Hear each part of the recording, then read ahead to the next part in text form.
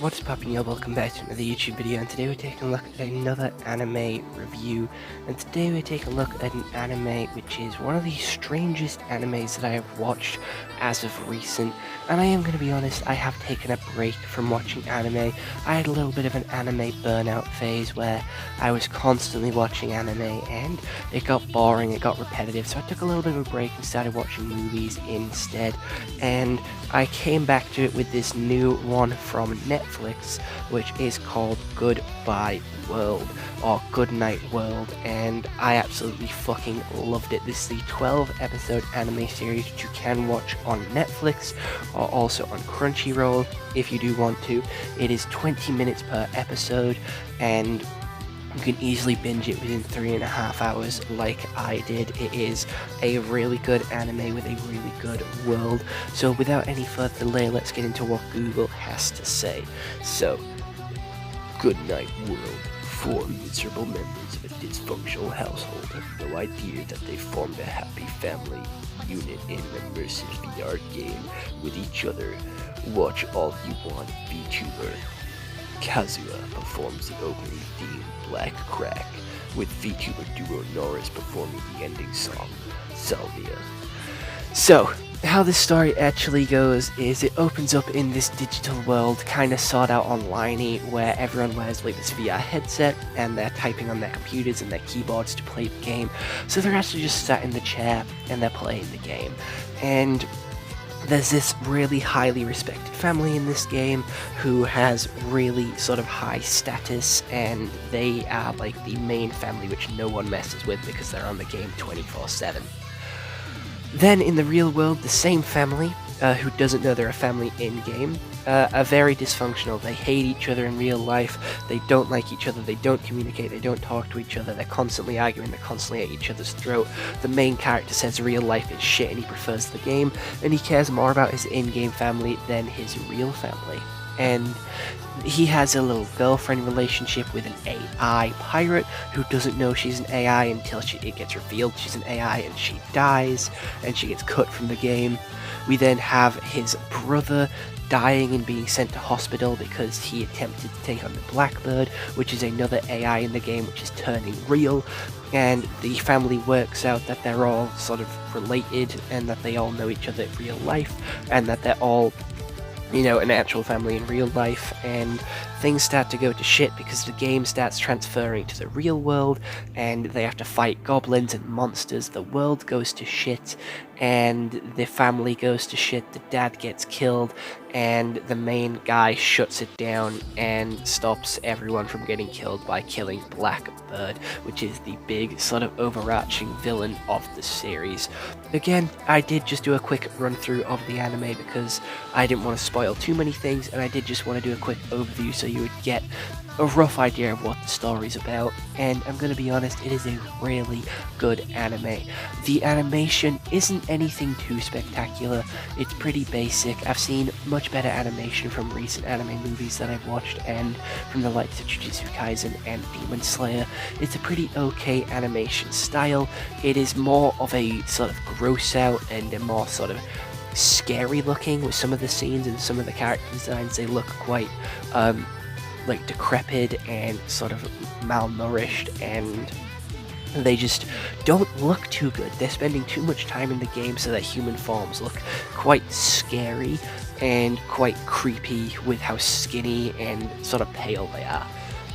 We have very interesting character dynamics, which is them hating each other in real life but adoring each other in the game, and I fucking knew. Like, it is a pretty obvious plot point, a pretty obvious trope that they were going to be related in real life or they knew each other in real life. I knew that from the get-go.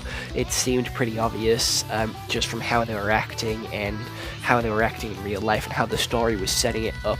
There was like a load of plot points which if you were like picked up on them, you would sort of work it out sooner than it revealed it to you, but it still did have some mystery to it with the AIs, and it completely went off the rails like with episode 6, with the game coming into real life and affecting their real life and just sort of taking over. And the mystery behind Blackbird was really cool, and how it was slowly revealed over the episodes, from it being just a boss in the game for it changing into a sort of murderous AI, which is trapping sort of players and trapping their souls in the game, with the subplot of the pirates, which I also thought was really cool. And I would fucking hate to be trapped by the Blackbird. I mean, I don't think many people wouldn't hate being trapped by the Blackbird, but it just endlessly kills you over and over and over again, and you feel it, and it feels real. And it's not just like simple deaths either, it's like Saw trap level elaborate deaths, from your house burning and you burning alive in it, from you falling off a skyscraper, from you falling out of a plane. It's like Final Destination, from like you know, from getting hit by a truck to like being struck by lightning to having your house flood and you drown and you have to go through death after death after death after death until your spirit and your mind is broken and you are strong enough to withstand it, that the Blackbird is happy that you're strong enough to withstand it. It is a scary game. Like, it is a scary situation to be in, and they definitely make that clear with this anime. Again, I do watch anime in dub, so I am reviewing the dub version of this anime, and I'm going to be honest, the voice acting wasn't the best. There has been lots of better voice acting. For example, I'm going to use Demon Slayer again, and Jujutsu Kaisen with some of their monologues. They were really good and they were very impactful. Some of the monologues in this one weren't as impactful. They weren't as good, they weren't as sort of like heartwarming, or sort of, they didn't inspire as much as the others did, so it was kind of just a mediocre performance. It isn't like terrible, but it isn't like spectacular. It's good, it's sort of going around to the 6 mark, and I'm going to be honest, the story was quite interesting. I did think I was in it for another Sword Art Online story trope, where if you die in the game, you die in real life. And that kind of was aspects to it, but it did bring gaming to real life, and it did twist and sort of change my expectations. So it is a pretty good anime, which I definitely do recommend you check out. It definitely has its ups, and it definitely has its downs as well.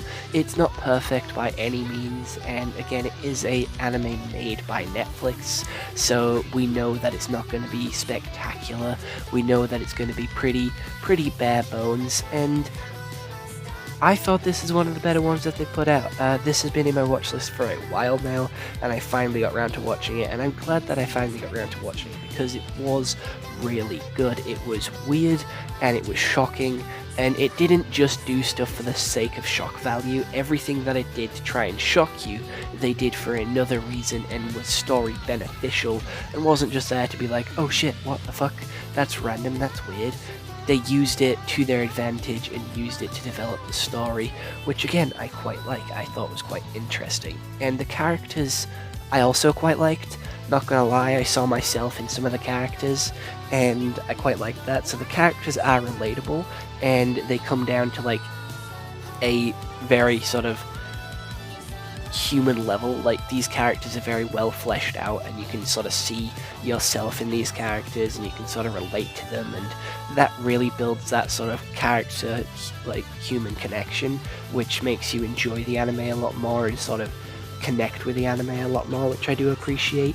And I'm gonna be honest, the character designs for the in-game characters were 10 times better, like thousands of times better than their actual human forms, and they did share some similarities, so you could obviously tell which player was which human, if that makes sense, like which sort of in-game avatar was which human, and they did share obviously the same voice, so you could easily tell who was who, and I liked that. I thought that was cool, because they stood out on their own, but they were also similar enough for you to be able to tell who it is, and it's just great. It's just great. It was a good anime. It was a good time. I probably wouldn't watch it again, because obviously I've seen it once. I've seen all like the twists and turns that it has to offer, so I kind of know what to expect going into it again, and it's just not a show that I could watch over and over and over again. So for that aspect, I have to give it lower than a 7. But I am going to give it more than like a 5, because it deserves more than a 5, because it is still really good and still really entertaining, and there is worse shows out there, and this had my full attention. I was locked in from the get-go, and this show had me locked in all the way through. There wasn't an episode that I wasn't locked in, that I went on my phone. Like, this was like a series which gripped me, with all the characters and all like the emotions, and it did get annoying with him just shouting shit, shit, shit all the time and saying that everything was shit, shit, shit. And he couldn't just say shit once, he had to say it like a good 3-4 times to sort of get his point across and prove his point.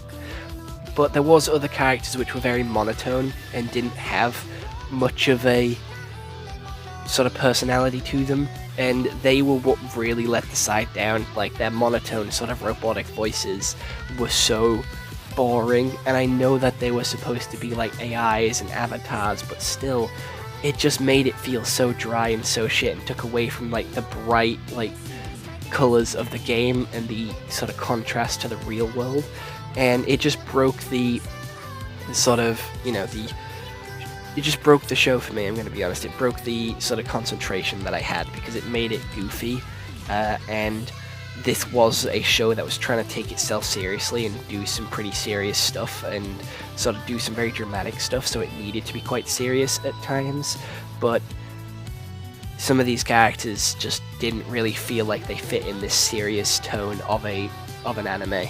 So other than that, I hope you all did enjoy this YouTube video. I think this is a pretty good 6 out of 10 anime, and I do recommend that you go watch it for yourself, go try it out for yourself if you have nothing else to watch in your watch list.